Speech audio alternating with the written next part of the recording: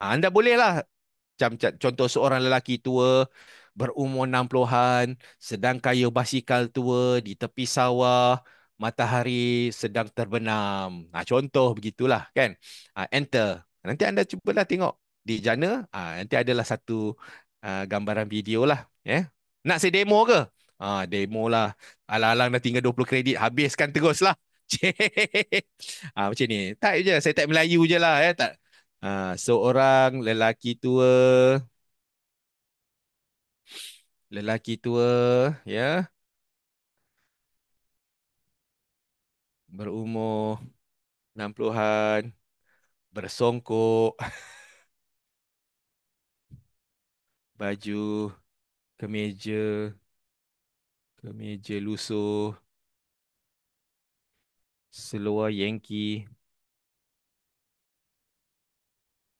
Yankee, Yankee. Ah, naik basikal tua,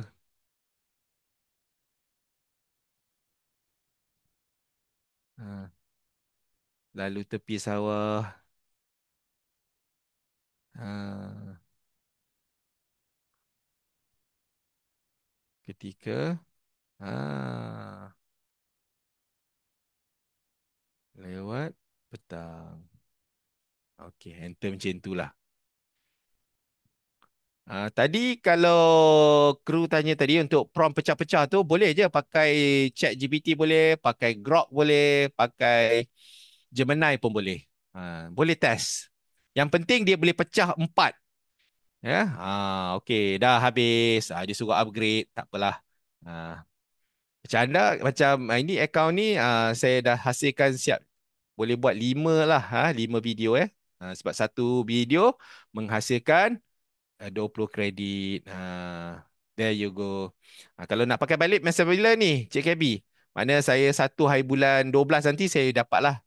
Pakai balik lah. Dia bagi reload balik 100. Ah, saya ada akaun berbayar tak dengan Google? Ada. Saya punya kena tunggu berapa hari bulan lah. Itu pasal saya buat akaun baru ni. Saya hari tu saya dah pakai yang apa tu, yang pro punya version, tapi tak boleh, duit tak cukup lah nak commit. Cek GPT dah lah RM90, yang Google pula RM90. Lepas tu ada lagi berapa sistem-sistem dekat 200 setengah. Jadi bocor poket. Jadi saya pun okey, kali ni saya rendahkan lah. Macam Gemini ni saya ambil yang untuk cloud je.